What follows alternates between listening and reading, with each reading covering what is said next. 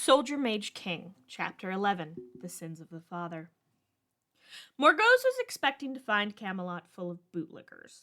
For the most part, she was correct, but there were a few shining exceptions. Morgana, she was pleased, was one of them. Though she'd lived so long under Uther's thumb, she was not his little puppet. That pleased her greatly. Her sister was stronger than Uther. But the surprise came in the form of Arthur's maid. She openly sassed him and wasn't punished. In fact, no one seemed surprised. She had an odd aura as well, something Morgause could sense, having been trained from birth. She had great potential, a potential she would never reach in Camelot, not under Uther's thumb, or Arthur's, she suspected, a potential for magic bubbling under her skin. But she was a mere servant. She didn't matter in the long run of her plan. If she could get Arthur to see his father's hypocrisy, the sacrifice he'd made, then Arthur would ascend the throne early. It was a good plan. Arthur was a man of his word and appeared on the day he was set to accept her challenge. Better than that, he came almost totally alone. The only one with him was that selfsame serving girl.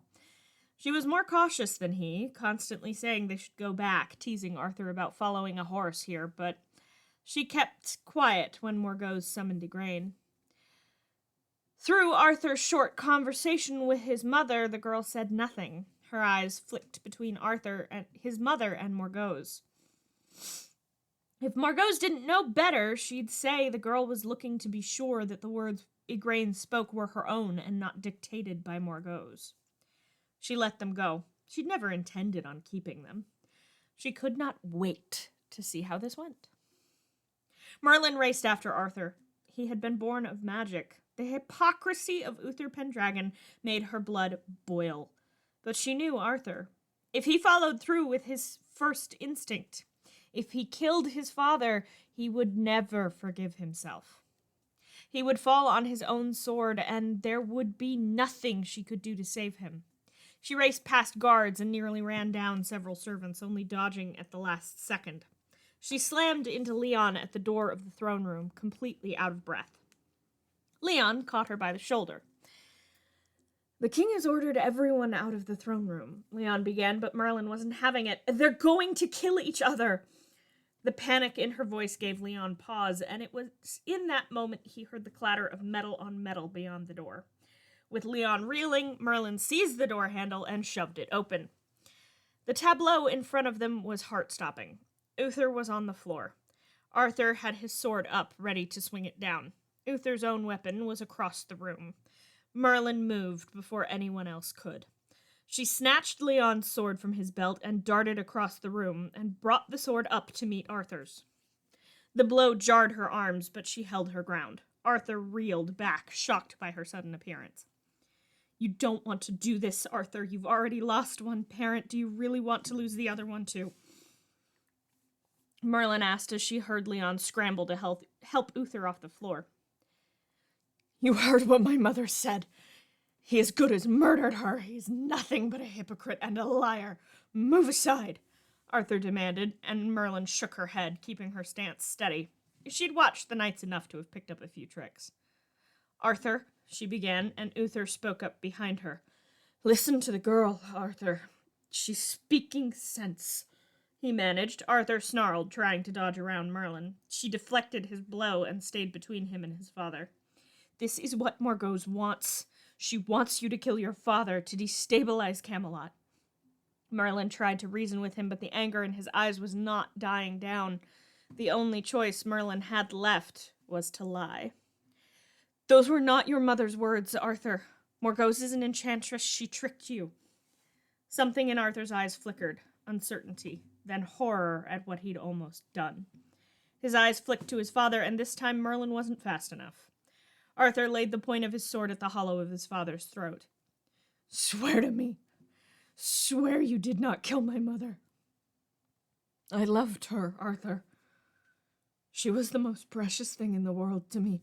I could never have hurt her," Uther said, and Arthur's sword clattered to the floor as his breaths came faster and the tears came.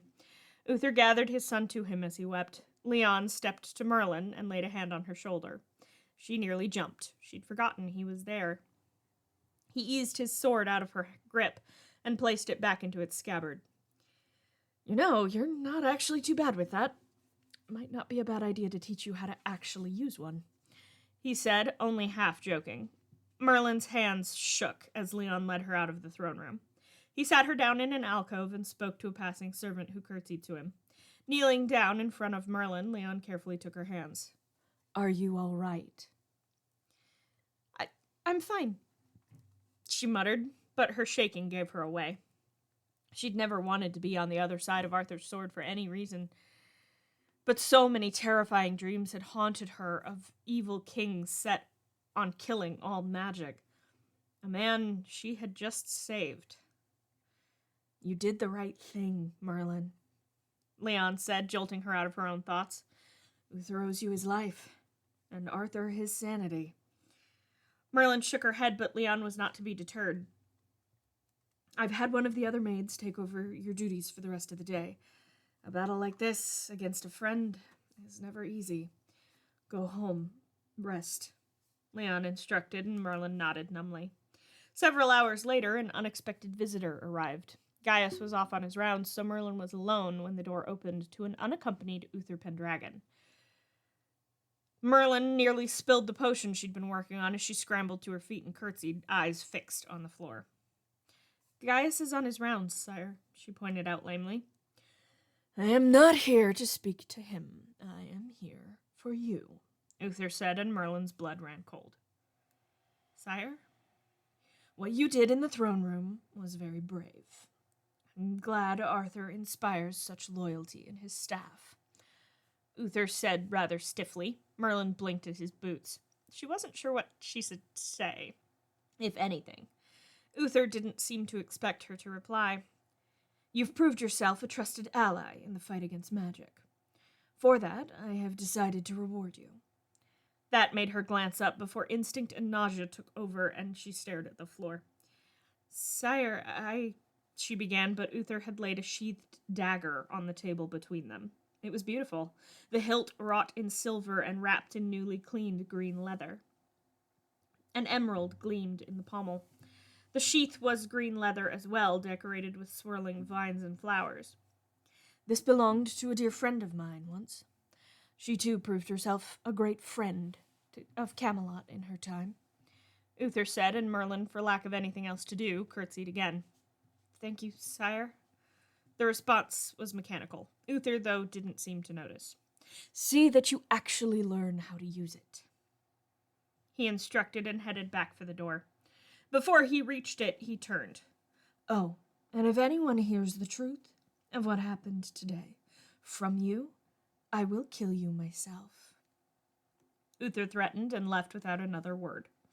Merlin's knees seemed to have stopped existing, and she crumpled to the floor, shaking. She managed to pull herself together by the next morning when she delivered Arthur's breakfast. She had, reluctantly, slipped the dagger onto her belt at Gaius's advice. It would not do to seem to be spurning a gift like that. Arthur thanked her for her help when she laid out the dishes. Who gave you that? Arthur asked as he spotted the dagger at her side. Your father, she said, and Arthur raised an eyebrow. So my father is arming my servants now, he said with a slight laugh. Merlin shrugged. We do get into a lot of trouble, she pointed out, and Arthur nodded. Merlin may not know it, but by gifting her that dagger, Uther had accepted that she was more capable than he'd ever admitted, and a protector, as he would never entrust someone near Arthur to have a weapon if there was the remotest chance it would be turned against him. Arthur caught Merlin's hand as she walked back past him to make his bed. He squeezed it, and without looking up at her, brushed his lips to the back of her hand. I don't know what I'd do without you, Merlin. You should ask Leon to teach you how to use that dagger, he instructed, and Merlin huffed a laugh.